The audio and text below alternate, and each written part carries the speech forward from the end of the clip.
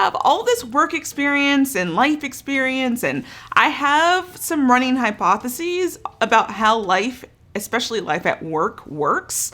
And when you're creating research, no one cares. Hey everyone, Ashley here. Welcome to my channel where I talk about God, goals, and grad school. Today I am going to talk to you about my first year in a business PhD program. Some of you may have been wondering all this time, why in the world is she taking the GRE after her MBA graduation? And this is the reason. It's for my next chapter on my road to earning a Doctor of Philosophy. That is daunting. So it's back to school season. I am starting my second year and I want to share a little first year reflections for some of you who are curious and those of you who are about to embark on the PhD journey themselves. I have a unique perspective in the sense that I came from practice, I got my MBA, and now I am going on this PhD journey. So this is going to be especially relevant for those of you who are thinking about career switching into academia, which seems so far away. But if this sounds interesting to you, stay tuned. I'm going to give you 5 of the most important lessons that I have learned in my first year of a PhD program. So the first thing that I'm really thankful I did while I was evaluating my schools for my PhD program was that I was paying attention to the people who were going to be entering the class with me, my cohort. And when I was choosing between schools, that was one of the tiebreakers, actually. I fundamentally just liked the person that I would be presumably entering the school with more at my current school than some of the other options. Now, there's no guarantee about who's going where because multiple people probably have multiple offers, but I think that is a really great place to start. And then also a great proxy are the classmates the other years. I've really found a supportive community in my school, and I know that that paid dividends because there was no way in the world that I anticipated starting a PhD program in the middle of a once-in-a-century pandemic. So yeah, 2020 was just a traumatic year on multiple levels. But we're still here. We're still kicking. So I really am really thankful that I used that in my decision-making process because I didn't have any idea about what I was about to embark in, which leads me to the second thing that I've learned and I'm reflecting on, and that is that no matter how hard you think it is, no matter how hard I thought it would be, I've underestimated it. Now, like I said, under normal circumstances, a PhD journey is quite difficult. Under pandemic circumstances, with a lot of other things going on as well, I understand why people say the PhD is the hardest thing that they've ever done. And if you would ask anybody who has already gone through it, before 2020, I'm sure that those people would have shuddered at the thought of going through that journey again, starting in the middle of a pandemic. So I think that is something that is really interesting, right? Because I think before I started this journey, I decided that I was going to try my hand at earning the opportunity to get a PhD while I was still an MBA student. So I thought that I kicked the tires. I went to a lot of my management organizations professors at Michigan and said, hey guys, I think I might want to do what you do. Can you tell me about it? And, they were very transparent. They told me how difficult it was and they told me how rewarding it was. And I got to understand a little bit more about the unique challenges with going and working at an R1 institution. Basically, that's just the top tier of research that you can get to. I guess I can do a video on R1 and other kinds of distinctions in research institutions if you're really interested in that. Let me know in the comments below if that is the case. And so I thought that I had a realistic picture. I went in going to my PhD program thinking, yes, I need to focus on research. This is something that's really, really arduous and strenuous and all of that jazz. And I guess I wasn't prepared for the kind of rigor that it required, both personally and a lot of different levels. So I think that was a big learning curve, and I'll talk a little bit more on that on one of my other tips. Now, one of the other things that I learned probably too late in my first year is that it's just so important to pace yourself. This is a 5 to 6+ year journey.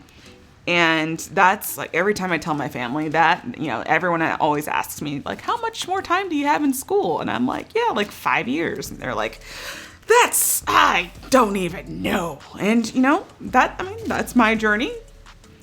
Other people take longer. Other people take less time for different kinds of doctoral degrees. But mine is a 5-year program, and more people are taking about 6 years to get their business PhD. So there's a lot of things that come at you, and there's a lot of pressure to get published, and there's a lot of anxiety that really commands and drums up. But at the end of the day, it's just really important to just pace yourself. Pause. My phone is ringing. Anyway, it's really important to pace yourself because this is, and it's so cliche, but it's true. It's a marathon, not a sprint.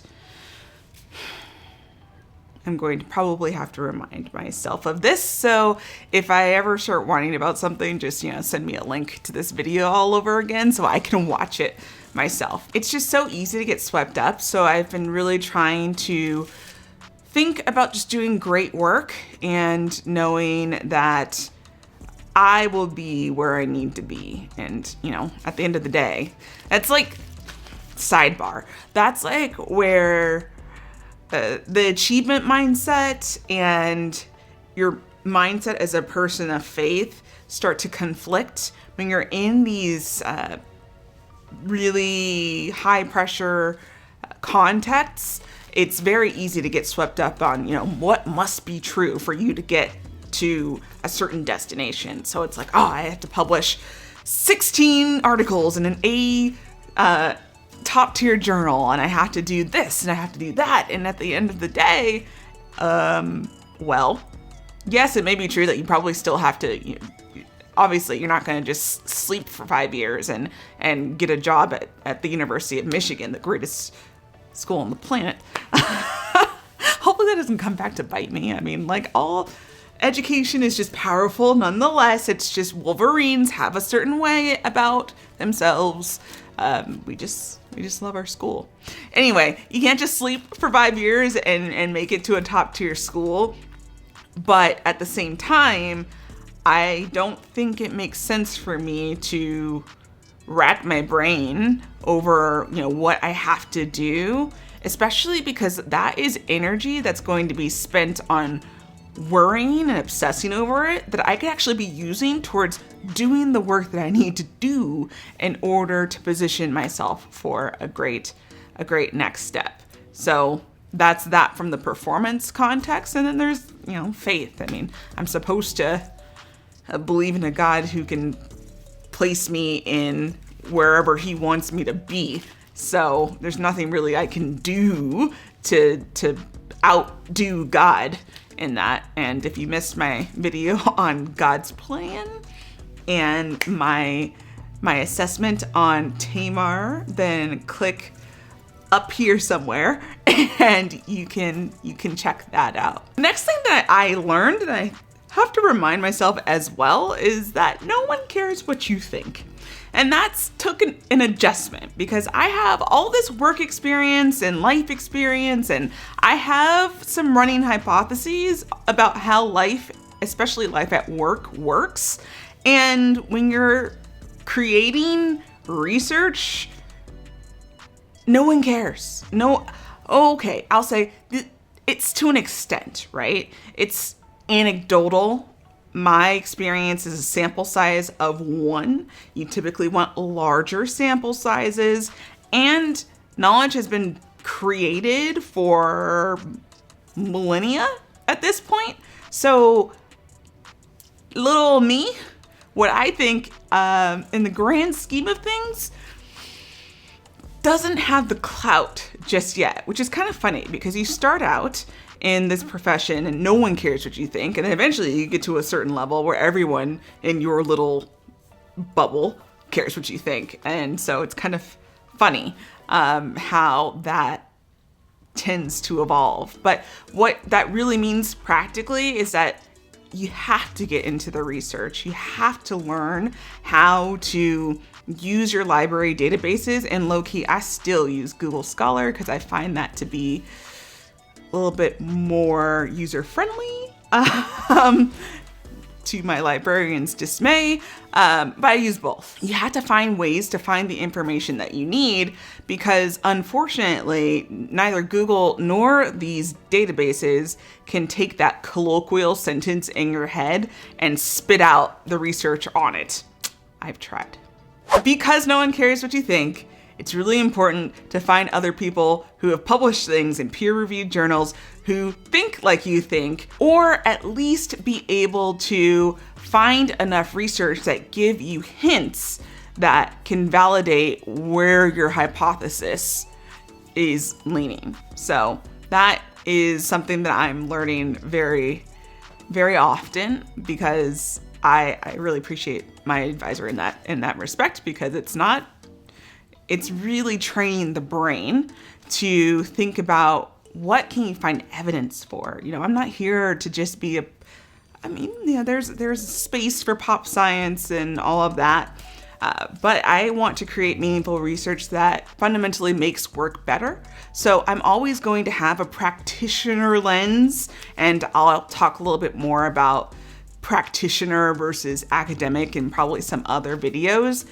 But even though I do have a strong desire to make sure my research has very strong ties to practice, I want to make it in these circles, I want to make sure that my research is academically rigorous as well. So it's not an easy feat. As I said in the last realization, I've underestimated how difficult it is, but at the same time, I can do all things through the Lord, who I need every single day in this journey, because it's it's rewarding though, it's just, yeah. I think here's the thing. I'm used to being in environments where you crank out slides and in 15 minutes and you're presenting it to a client and you're able to make decisions, and I'm transitioning to an environment where you can work on developing the same sentence for 6 years until you get it just right. I'm over exaggerating, and if you're new to my channel, hyperbole is a thing that probably will not come through in my research because research is so precise. But this is my YouTube channel, so this is how I speak and this is who I am. Anyway, the point is that, it's a journey that I'm learning more about, and I'm really appreciating understanding how to create knowledge. I mean, that's really cool. And the last thing that I have really learned is just get started. Just get started and keep going, because this, again, you're not going to get it right. I think I put a lot of pressure on myself, especially in my first year, to make sure that I'm getting everything done perfectly, which did not. Making sure that I was making enough progress as a first year. And the fact of the matter is, I expectations are very low for a first year PhD student, just because it's a lot. It's a lot to transition, and you're here to learn how to do research. If there would be no point to this 5 to 6 year journey if you came in already knowing everything that you needed to know about research. So I'm really thankful that I have a program that is willing to meet me where I'm at and help lift me up, so that I can grow to, at least ride on some training wheels, and then graduate to the motorcycle or whatever. Metaphors are also a part of what I do. So not very well in that last. Anyway, back to just getting started. It's gonna just be really important to just do it. Really, you're not gonna learn how to do this without actually participating in it. And I think that that's just the name of the game. And one of my mentors sent me something, and I'm just gonna paraphrase it. It was basically this anecdote about a pottery class, and half of the students were graded on quantity of artifacts that they were able to make, and the other half were graded on quality of the artifacts that they were able to make. And at the end of the semester, we'll call it, they were called to evaluate the quality of the two camps. And what they found was that the quality of the students who were just graded on quantity was actually better than the students who were solely graded on quality. And the reasoning behind that is because the people who were in the quality camp spent so much time meticulously working on the perfect vase, and they probably created some pretty great vases, but at the end of the day, the other camp, they were just cranking them out, learning from their mistakes and iterating over and over again to the point where their development just got stronger.